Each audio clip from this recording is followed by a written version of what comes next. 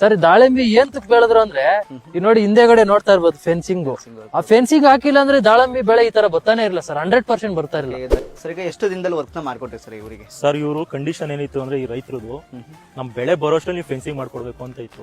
ನಮ್ಮ ಹತ್ರನೇ ಏನ್ ತುಕ್ ಮಾಡಿಸ್ಬೇಕಂದ್ರೆ ಕರ್ನಾಟಕದಲ್ಲಿ ಯಾವ್ದೇ ಮೂಲೆ ಆಗಿರ್ಲಿ ಅವ್ರು ಎಷ್ಟು ಪ್ರೈಸ್ ಕೊಡ್ತಾರೋ ಅದಕ್ಕಿನ್ನೂ ಕಮ್ಮಿ ಮಾಡ್ಕೊಡ್ತೀವಿ ಸರ್ ನಾವು. ಆಗಿರ್ಬೋದು, ಪ್ರಾಣಿಗಳ ಕಾಟ ಇದ್ದೇ ಇರ್ತೈತೆ ಸರ್ ಪ್ರಾಣಿಗಳ ಕಾಟ, ದನಕರ ಕಾಟಗಳು ಏನೋ ಒಂದು ರೈತರು ಒಂದು ಸೇಫ್ಟಿ ಮಾಡ್ಕೋಬಹುದಾಗಿತ್ತು.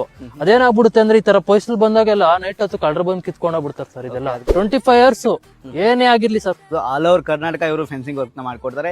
ನೀವು ಕೂಡ ಏನಾದ್ರು ಮಾಡಿಸ್ಬೇಕು ಅಂತ ಅನ್ಕೊಂಡಿದ್ರೆ ಮಾಡಿಸಬಹುದು. ಕೋಲಾರದ ಕಂಬ ಆಗಿರ್ಬೋದು, ಟಾಟಾ ತಂತಿನ ಹಾಕ್ತಾರೆ. ಅಷ್ಟೇ ಅಲ್ಲದೆ 25 years ವಾರಂಟಿನ ಹಾಕೊಡ್ತಾರೆ ಅಂತ ಹೇಳ್ಬೋದು. ತಂತಿ ಏನಾದ್ರು ರಸ್ಟ್ ಬಂದ್ರೆ ನಿಮಗೆ ಪೀಸ್ ಟು ಪೀಸ್ ಎಕ್ಸ್ಚೇಂಜ್ ನ ಕೂಡ ಮಾಡ್ಕೊಡ್ತಾರೆ ಅಂತ ಹೇಳ್ಬೋದು. ಕರ್ನಾಟಕದಲ್ಲಿ ಯಾರು ಕೂಡ ಇಷ್ಟು ಚೆನ್ನಾಗಿರುವಂತ ಸರ್ವಿಸ್ ನ ಕೂಡ ಕೊಡ್ತಾ ಇಲ್ಲ ಅಂತ ಹೇಳ್ಬೋದು. ನೀವೇನಾದ್ರು ಮಾಡಿಸ್ಬೇಕು, ನಿಮ್ಮ ಫಾರ್ಮ್ ಲ್ಯಾಂಡ್ ಆಗಿರ್ಬೋದು, ಸೈಟ್ ಇದೆ, ಅದನ್ನ ಸೇಫ್ ಆಗಿ ತಂತಿ ಬೇಲೆಯಿಂದನೇ ಮಾಡಿಸ್ಬೇಕು ಅಂತ ಅನ್ಕೊಂಡಿದ್ರೆ ಮಾಡಿಸ್ಕೊಳ್ಬಹುದು.